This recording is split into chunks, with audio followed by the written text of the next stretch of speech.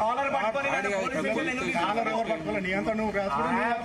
for crime నేను crime చేసిన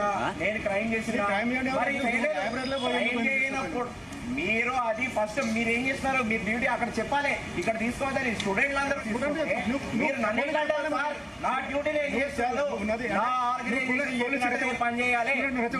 మీ boss మీరు చెప్పినట్టు